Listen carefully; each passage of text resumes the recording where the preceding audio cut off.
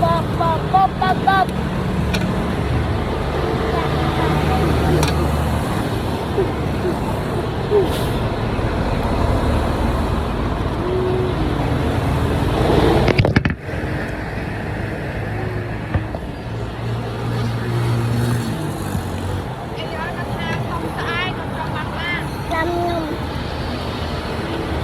ơi anh lên rồi lên đó anh